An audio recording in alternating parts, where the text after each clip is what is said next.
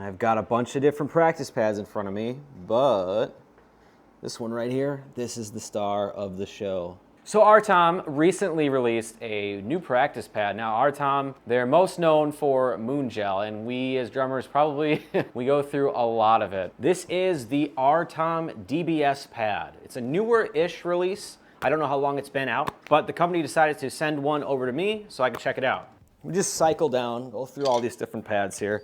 Here's the cheap Amazon pad. Next up is a marching style practice pad. Let's go over to the Vader, this red one here.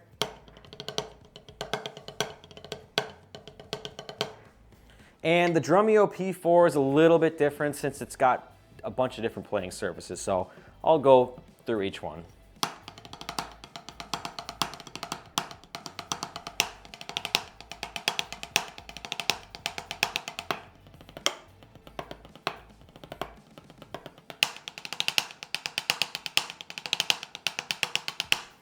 And let's check out the DBS pad. Same pattern, same volume level, same velocities from me, right?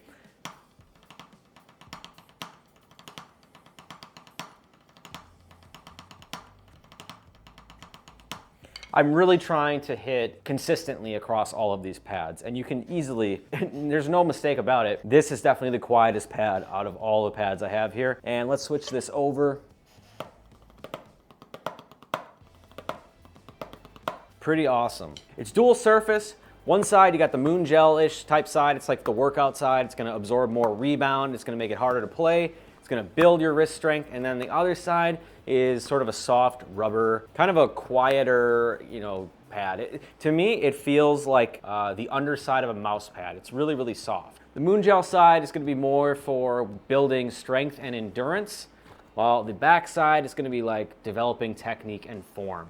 On the back, right here in the middle, we got this little target spot to make sure that we're always hitting in the center of the drum. That's what we always want to do. And it's really lightweight, which is great, especially if you want to take this on the plane, in a backpack, wherever you're going. Some of these bigger 14, 12-inch pads, they're just really obnoxious to bring with you, especially if you're bringing a laptop and cameras. If you film yourself while you play, if you're touring, having something like this is really good just for the sheer fact that it's going to take up less space. And something coming soon for this pad, RTOM is releasing what they're calling the pad grip mount. And essentially what this does is it's going to clamp onto the back of the pad no matter which side you use it, and from there you can attach it right to a cymbal stand. So if you're at band practice, guys are tuning up, they're jamming, and you don't want to be making noise while they're doing that, they might be writing songs or something, you can sit there and play without disturbing anybody. And it's just kind of nice to have it, attached to something nearby.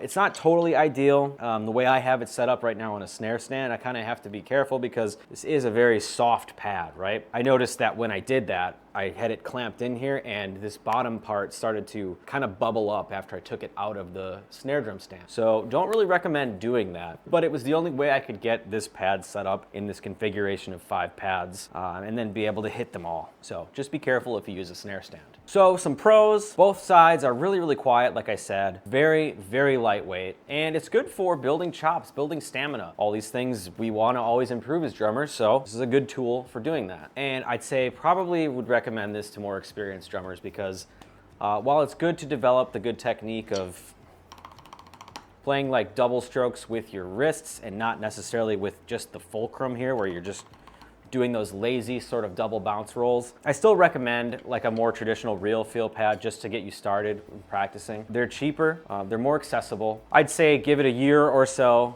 develop basic technique, and once you want to start building chops and building your hand speed, then I would say go for the DBS pad. So the workout side of the pad absorbs most, if not all, of your stick's rebound, right? So you're gonna really have to work for those hits. When you're playing doubles, you're playing triples, you're playing paradiddles, any kind of rudiment stuff, you're really gonna have to work for it. You can't kind of sloppily play your way through it. You really need to use your wrist strokes to get through that stuff. And this tool is especially good if you're starting at a slow tempo and you're really understanding how the wrist is supposed to work. It really trains you to not be lazy and really play every stroke as if it was intentional. And that really builds your muscles here and allows you to take this over to the drum set or wherever you're gonna go and play on toms, right? Because when we play on toms, like a lot of times the drum head is pretty loose, right? So when you go to do doubles and rolls and all that kind of fast stuff, it's hard to articulate any kind of a note on a drum like that since the head is so loose. Using a tool like this, building your wrist speed, building your technique, building your chops, everything will be a lot easier to play on those looser type of drums because we can play crazy fast all day on a tightly tuned snare drum. But as soon as we switch to the toms or go to a lower tuning on the snare drum, it's gonna sound really, really sloppy.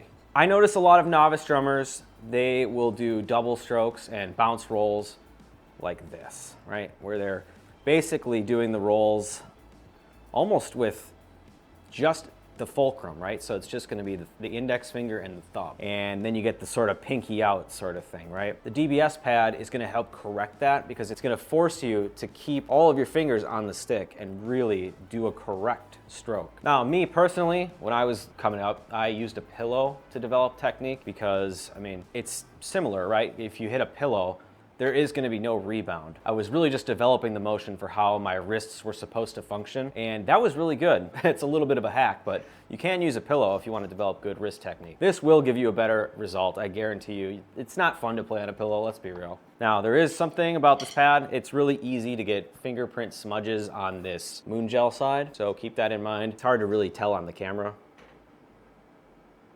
Maybe with the light there a little bit. But just take like a damp rag and you can wipe it off. Honestly, I'd like to see this pad come in a 12 or a 14 as well, just because portable is cool and all, but like I still like to have the feeling, at least visually, of a fuller, you know, bigger size practice pad. It's sort of like psychological. It's like tricking my brain into thinking it's more of a real drum than playing on something like this where it's like, you know, a small little tom. For a 7-inch pad, it is a bit more on the pricey side. This one comes in around double the price of other 7-inch pads that are available at the moment, which I think is fine considering you're using this sort of advanced technology for this top pad and you know, it's dual-sided, right? It's kind of a trade-off, but you can find cheaper 7-inch pads, but again, this is gonna be the quietest pad there is, and it's gonna help you work your wrists, your arms, everything out, and develop really good techniques. Definitely can recommend this for the intermediate player. Out of all the practice pads that I own,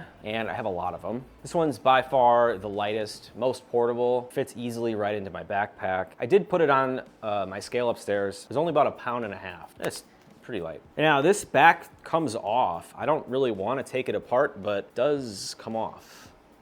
It's not glued in or anything. Just leave it on. I'm not sure if that is a feature that you can take it apart.